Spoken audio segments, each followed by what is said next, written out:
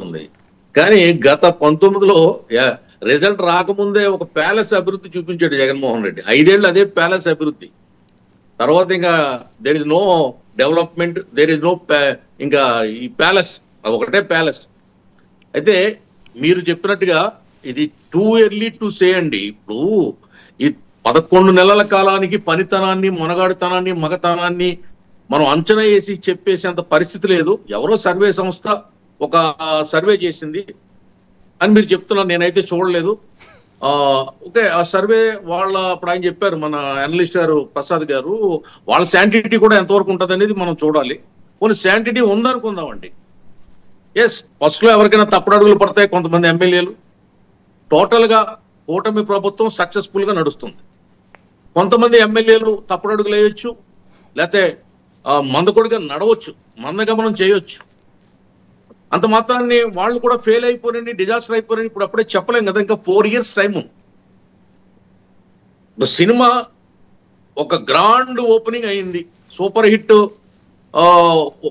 Super hit అయ్యిందా లేదనేది మనం అంచనా వేయడానికి, రిజల్ట్ రావడానికి ఇంకా 4 years టైం ఉంది. అయితే ఒకటి నేను నిజంగా ఇప్పుడు మీరు అడిగిన ప్రశ్న సూటుగా మాత్రం చెప్తున్నా, చంద్రబాబు నాయుడు గారి మీద, పవన్ కళ్యాణ్ గారి మీద, ప్రభుత్వం మీద వ్యతిరేకత మచ్చు కూడా లేదు.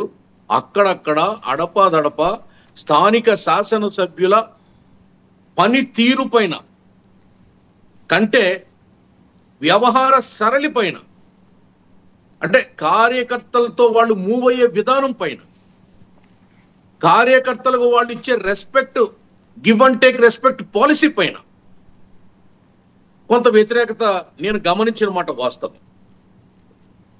అంటే ఇక్కడ కార్యకర్తలతో ఏ విధంగా ఒక శాసనసభ్యుడు ప్రవర్తించాలి, మెలగాలి అనే అంశాన్ని వాళ్ళు ఇంకా సరిగ్గా ఆకలింపు చేసుకోలేదు ఆ శాసనసభ్యులు.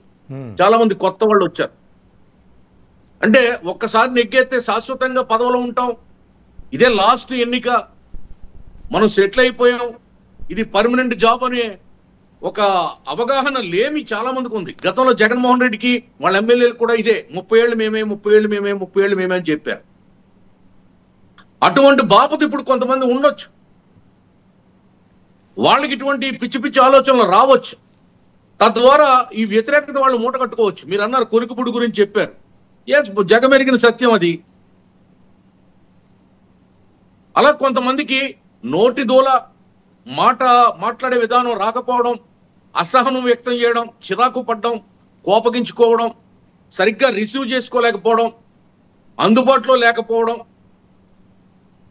ఇవన్నీ ఒకేసారి వాళ్ళు చూపించడం వల్ల వ్యతిరేకత ఉన్నమాట వాస్తవం కొంతమంది మీద.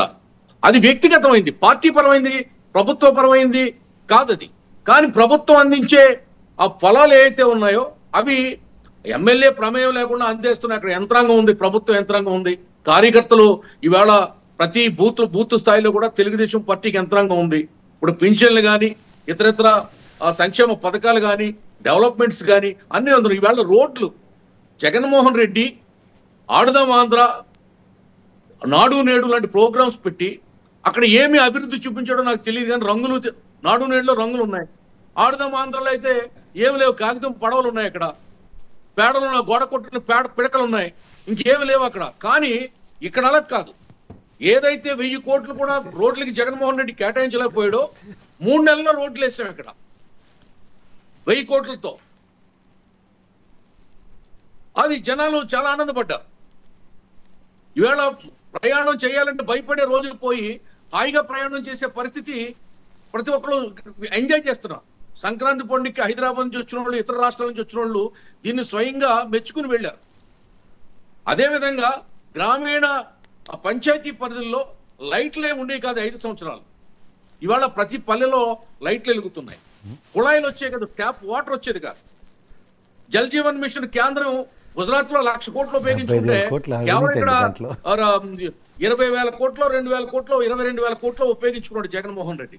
దాన్ని మళ్ళీ పవన్ కళ్యాణ్ గారు మోడీ గారితో మాట్లాడి దాన్ని పెంచుకుని 2027 వరకు, 8 వరకు దాన్ని పెంచి దాని నిధులు సాధించడం జరిగింది. తద్వారా మంచినీళ్లు ప్రతి ఇంటికి కుళాయి అనే కార్యక్రమం చాలా శరవేగంగా జరుగుతుంది. తర్వాత బీసీ, ఎస్సీ, కాపు, ఇతర ఎస్టీ ఇతర కార్పొరేషన్ల ద్వారా ఇప్పుడు లోన్లు ఇస్తున్నారు. అప్లికేషన్ లాగిన్ అవుతున్నాయి. ఆన్లైన్లో అప్లికేషన్ పెట్టుకుంటున్నారు. ఈవేళ ప్రతి మండలానికి ప్రతి గ్రామానికి లోన్లు వచ్చినాయి. అదేవిధంగా హౌసింగ్ లోన్లు, ఒక్క హౌసింగ్ లోన్ కూడా జగన్మోహన్ రెడ్డి ఇవ్వలేదు 5 ఏళ్ల కాలంలో. ఈవేళ ప్రతి గ్రామంలో కూడా హౌసింగ్ లోన్లు అప్పుడే వచ్చినాయి, శాంక్షన్ అయినాయి, డబ్బులు కూడా వచ్చినాయి, పనులు చేసుకుంటున్నారు ఎవరు మట్టుకు వాళ్ళు. గతంలో ఆగిపోయిన ఇళ్లకు వచ్చినాయి, కొత్తగా పెట్టుకునే ఇళ్లకు వచ్చినాయి, రిపేర్లు పెట్టుకుంటే వాటికి వచ్చినాయి 50,000.